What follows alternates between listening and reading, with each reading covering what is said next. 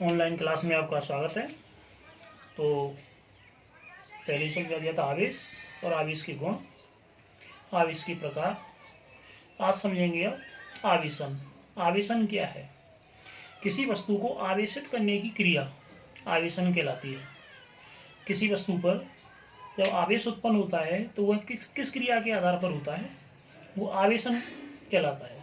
अर्थात किसी वस्तु पर आवेश उत्पन्न करने की क्रिया आवेशन कहलाती है। तो आवेशन कितनी विधियों से किया जा सकता है, किस किस प्रकार से कर सकते हैं? तो आवेशन की यहाँ 3 विधियां समझाई हैं। आवेशन की पहली विधि है घर्षण द्वारा। ठीक है, पहली विधि है घर्षण द्वारा। दूसरी है आवेशन की दूसरी विधि है चालन या स्पर्श द्वारा। चालन कहेंगे इसको या स्पर्श कहेंगे, चालन या स्पर्श द्वारा। और तीसरी विधि है प्रेरण द्वारा। ठीक है, ये आवेशन की विधियां हैं। आवेशन की 3 विधियां हैं। एक तो हो गई घर्षण द्वारा, दूसरी है चालन द्वारा और तीसरी है प्रेरण द्वारा। तो घर्षण, इसमें क्या करेंगे? घर्षण के द्वारा आवेशित करेंगे। घर्षण है तो घर्षण के द्वारा किसी वस्तु पर आवेश उत्पन्न करेंगे। दूसरी नाम के अकॉर्डिंग ही स्पर्श या चालन, तो 2 वस्तुओं को स्पर्श कराएंगे। तो जब 2 वस्तुओं को स्पर्श कराएंगे तो उन पर आवेश उत्पन्न हो जाने की विधि होगी वो स्पर्श, आवेशन की स्पर्श विधि कहलाएगी। और तीसरी है प्रेरण। प्रेरण में एक उदासीन वस्तु के पास में और एक आवेशित वस्तु लेकर के आएंगे, तो उस जो उदासीन वस्तु थी उस पर आवेश उत्पन्न हो जाएगा, तो वो विधि कहलाएगी कौन सी? प्रेरण विधि। तो पहला समझेंगे कौन सी? वो घर्षण द्वारा। पहली विधि को समझें। पहली विधि है घर्षण द्वारा।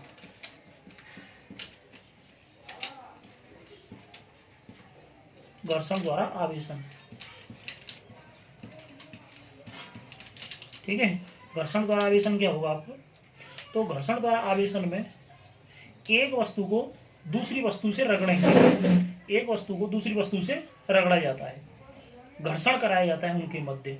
जैसे इसमें फर्स्ट है कि एक कांच की छड़ है, इसकी कांच की छड़, और इसको किससे रगड़ेंगे? रेशम से, रेशमी कपड़े से इसको रगड़ेंगे, रेशम से। और दूसरी क्या है? दूसरी है एवोनाइट की छड़।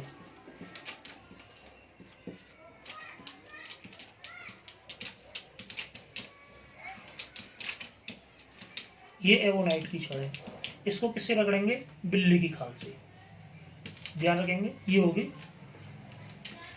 बिल्ली की खाल। कांच की छड़ को रेशम के कपड़े से और एवोनाइट की छड़ को बिल्ली की खाल से रगड़ा जाएगा। तो इन पर आवेश उत्पन्न होगा। आवेश किस प्रकार का उत्पन्न होगा वो देखें। तो जब कांच की छड़ को, किसको? कांच की छड़ है और कांच की छड़ को किससे रगड़ें? रेशम के कपड़े से। तो ये सपोज करो, ये तो हो गई कांच की छड़। इस कांच की छड़ को किससे? एक रेशमी कपड़ा है, ये हो गया रेशमी कपड़ा। कांच की छड़ और रेशमी कपड़ा, ये रेशमी कपड़ा हो गया।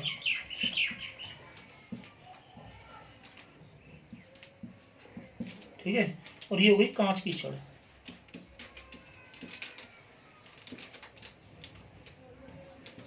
इस कांच की छड़ को रेशम के कपड़े से रगड़ा तो देखेंगे कि कांच की छड़ है, उस पर तो हो जाता है कैसा? प्लस का। कांच की छड़ है, इस कांच की छड़ पर तो आ जाएगा आपका धनात्मक आवेश। और जो रेशम का कपड़ा है, ये जो रेशम का कपड़ा है, ये हो जाएगा कैसा? ऋण आवेशित। कांच की छड़ होती है वो प्लस होती है, धनावेशित हो जाती है।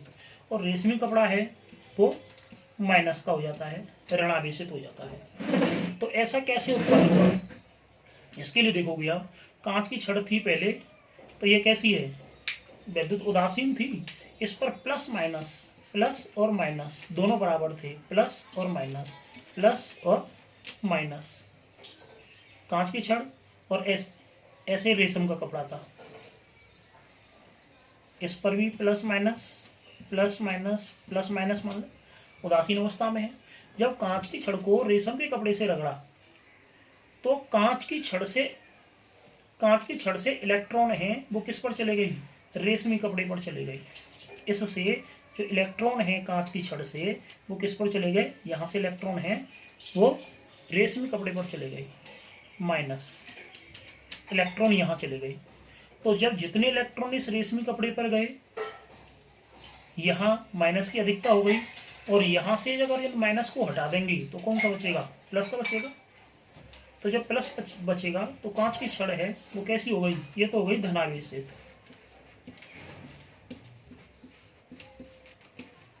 ठीक है, ये तो हो गई धनावेशित, क्योंकि इस पर धनावेश की अधिकता हो गई। और जो रेशमी कपड़ा था, ये रेशमी कपड़ा है, रेशमी कपड़ा हो गया कैसा, ऋणावेशित।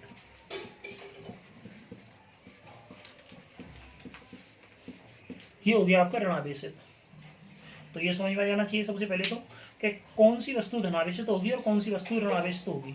ये पहले वाले में बता दिया था, जिस पर इलेक्ट्रॉनों की अधिकता होती है, इलेक्ट्रॉन जिस पर अधिक होते हैं वो तो होती है कैसी, ऋणावेशित, क्योंकि इलेक्ट्रॉन ऋणावेशित होते हैं, माइनस का होते हैं।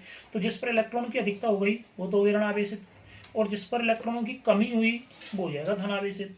तो ये कांच की छड़ है, कांच की छड़ तो हो गई धनावेशित, और रेशम का कपड़ा है ये हो गया कैसा, ऋणावेशित। तो कांच की छड़ धनावेशित पॉजिटिव चार्ज रहेगा, और रेशम का कपड़ा है, रेशम है ये ऋणावेशित हो गया।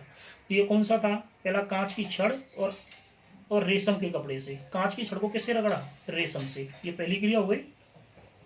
दूसरी बी में देखें, बी में क्या करेंगे, एवोनाइट की छड़ को किससे रखेंगे, एवोनाइट की छड़ को बिल्ली की खाल से। तो ये तो हो गई आपकी एवोनाइट की छड़,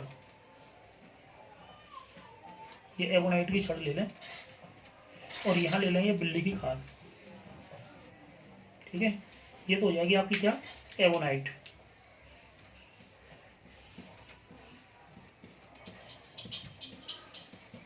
ये तो एवोनाइट की छड़ हो गई, और ये हो गई बिल्ली की खाल।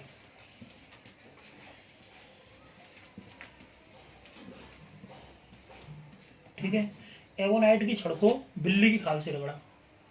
तो एवोनाइट की छड़ को बिल्ली की खाल से रगड़ते हैं, तो जो एवोनाइट की छड़ स्टार्टिंग में सेम उसी के तरीके से, ये इस पर कैसा है, प्लस माइनस है, इस पर प्लस माइनस मान सकते हैं, इस पर भी प्लस माइनस और प्लस माइनस।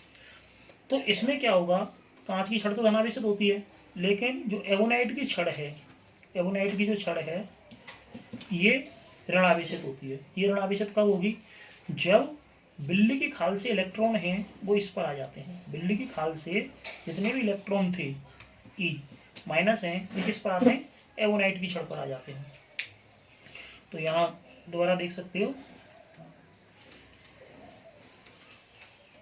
ये किसकी हो गई, एवोनाइट की छड़, और ये क्या है, बिल्ली की खाल, ये बिल्ली की खाल।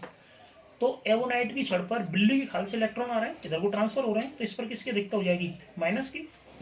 तो इस पर इलेक्ट्रॉन, बिल्ली की खाल से इलेक्ट्रॉन एवोनाइट की छड़ पर आ रहे हैं, तो किसकी हो गई, माइनस की।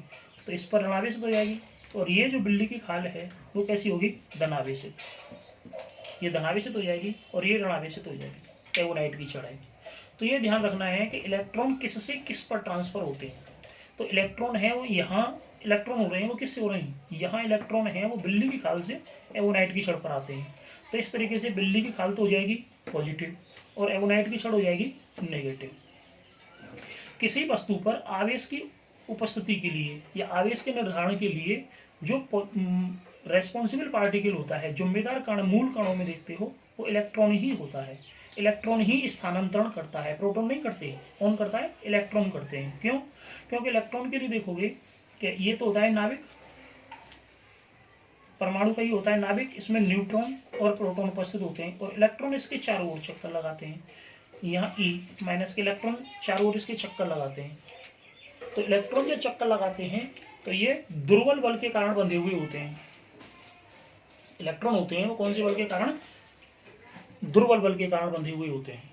और प्रोटॉन होते हैं पॉजिटिव, तो ये होते हैं वो किसके कारण, ये तो होते हैं प्लस के, ये होते हैं माइनस के, तो ये होते हैं वो प्रबल बल के कारण बंधे हुए होते हैं, तो इनको नहीं स्थानांतरित किया जा सकता। इलेक्ट्रॉन जो बाहर उपस्थित होते हैं वही स्थानांतरित होते हैं, वही आवागमन करते हैं। एक वस्तु से दूसरी वस्तु पर इलेक्ट्रॉन जाते हैं, प्रोटॉन नहीं जाते हैं। तो आवेशन के लिए जो मूल कण है वो कौन रेस्पॉन्सिबल होता है, इलेक्ट्रॉन होता है। तो मेन चीज यहाँ आवेशन हुआ तो किसके कारण, घर्षण के कारण। पुनः समझ लीजिएगा, घर्षण हुआ है तो घर्षण के कारण कैसे हुआ, यहाँ दो चीजें ली, कांच की छड़ को किससे, कांच की छड़ है, कांच की छड़ को तो रेशम के कपड़े से रगड़ा, और एवोनाइट की छड़ को बिल्ली की खाल से। तो आप ये ध्यान रखें, इसमें बे आता है और इसमें भी बे आ रहा है। एबोनाइट याद करने का तरीका थोड़ा सा याद रखें इस तरीके से, एबोनाइट और बिल्ली की खाल, तो इन दोनों में यहाँ बे आता है, तो ये ध्यान रखोगे। एवोनाइट की छड़ को तो बिल्ली की खाल से और रेशम को कांच की छड़ से, तो इन दोनों को आपस में रगड़ेंगे। तो यहाँ कांच की छड़ है, कांच की छड़ तो कैसी हुई है, धनावेशित, और एवोनाइट की छड़ हुई है वो कैसी हुई है, ऋणावेशित। जो कांच की छड़ पर धनावेश है वो रेशमी कपड़े पर उपस्थित ऋणावेश के मान के बराबर ही होगा, क्योंकि आवेश संरक्षित रहता है किसी वस्तु पर। क्योंकि जितने इलेक्ट्रॉन यहाँ से यहाँ जाएंगे तो जितना ही इस पर धनावेश होगा इतना इस पर ऋणावेश होगा। इलेक्ट्रॉनों के स्थानांतरण के कारण ही तो इस पर आवेश उत्पन्न हुआ है। तो ये ध्यान रखेंगे कि आवेश संरक्षित रहता है, और जितना यहाँ से इलेक्ट्रॉन इस पर जाएंगे तो इस पर जितना धनावेश होगा उतना ही इस पर ऋणावेश होगा। तो ये घर्षण द्वारा आवेशन हो गया, घर्षण के कारण आवेशन। ये वस्तुएं हो गई, कैसी हो गई, आवेशित हो गई, ये दोनों ही वस्तुएं हैं। अब ये इस पर कैसा आ गया, ये एवोनाइट की छड़ है, तो एवोनाइट की छड़ पर तो ऋणावेश आ गया, और बिल्ली की खाल है, बिल्ली की खाल पर कैसा आ गया, धनावेश आ गया। तो ये समझ में आ जाना चाहिए कि जब एक वस्तु को दूसरी वस्तु से रगड़ते हैं, इनको आपस में रगड़ते हैं या इनके मध्य घर्षण कराया जाता है, तो इन पर आवेश उत्पन्न हो जाता है। इलेक्ट्रॉन एक वस्तु से दूसरी वस्तु पर स्थानांतरित हो जाते हैं। जिस वस्तु से इलेक्ट्रॉन यहाँ से यहाँ आए हैं, बिल्ली की खाल से एवोनाइट की छड़ पर आए हैं, तो एवोनाइट की छड़ ऋणावेशित हो गई और बिल्ली की खाल धनावेशित हो गई। तो आप ये ध्यान रखोगे। ये बता दिया इलेक्ट्रॉन ही स्थानांतरित क्यों होते हैं, प्रोटॉन क्यों नहीं होते, क्योंकि इलेक्ट्रॉन होते हैं वो दुर्बल बल के कारण संरक्षित रहते हैं। उपस्थित जो इलेक्ट्रॉन बंधे हुए होते हैं लास्ट ऑर्बिटल में चक्कर लगाते हैं, यहाँ जो बल कार्य करता है इलेक्ट्रॉनों के मध्य, यहाँ दुर्बल बल लगता है, यहाँ दुर्बल होता है, और जो नाभिक में उपस्थित कण है, प्रोटॉन है, यहाँ प्रबल होता है, प्रबल बल कार्य करता है। तो यहाँ ध्यान रखेंगे। ये हो गया घर्षण, घर्षण के कारण आवेशन। घर्षण से आवेशन कैसे करते हैं, तो जब दोनों वस्तुओं के मध्य घर्षण कराएंगे, इलेक्ट्रॉन एक वस्तु से दूसरी वस्तु पर स्थानांतरित होंगे। जिस वस्तु से इलेक्ट्रॉन दूसरी पर स्थानांतरित होते हैं, तो जहां इलेक्ट्रॉनों की अधिकता होती है वहां ऋणावेशित होगा, और जहां से इलेक्ट्रॉन आते हैं, जहां इलेक्ट्रॉनों की कमी होती है, वहां धनावेश होता है। ठीक है, तो ये घर्षण के द्वारा आवेशन हो गया, समझ में आ गया होगा। घर्षण मीन्स एक दूसरे से घर्षित कराना, और घर्षण कराने के कारण जो आवेशन होता है वो घर्षण द्वारा आवेशन कहलाता है। तो आवेशन की पहली विधि थी घर्षण के द्वारा। तो यहाँ इस चीज को ध्यान रखेंगे, कांच की छड़ होती है वो धनावेशित होती है, और जो कौन सा था, रेशमी कपड़ा था, रेशमी कपड़ा होता है वो कैसा होता है, ऋणावेशित। लेकिन इसके अपोजिट है, यहाँ एवोनाइट की छड़ है वो ऋणावेशित होती है, और बिल्ली की खाल है वो धनावेशित होती है। दोनों पर ही आवेश होते हैं, वो कैसे होते हैं, समान होते हैं। समझ में आया होगा।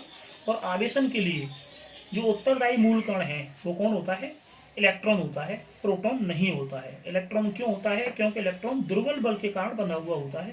प्रोटॉन होते हैं वो नाभिक में उपस्थित होते हैं और प्रबल बल के कारण बंधे हुए होते हैं। इसी तरीके से कुछ अन्य पदार्थ भी हो सकते हैं, जैसे ऊनी कपड़ा है, ऊनी कपड़े को एमोनाइट से, रबड़ से, प्लास्टिक से, एम्बर से रगड़ेंगे तो ऊनी कपड़ा तो होगा वो धनावेशित होगा, और बाकी के ये सभी हैं वो ऋणावेशित हो जाएंगे। तो ये उस वस्तु के ऊपर डिपेंड करता है कि उससे इलेक्ट्रॉन स्थानांतरित हो रहे हैं या उस पर हो रहे हैं। तो समझ में आ गया होगा घर्षण द्वारा आवेशन। इसके बाद में दूसरा टॉपिक लेंगे, चालन या स्पर्श द्वारा आवेशन।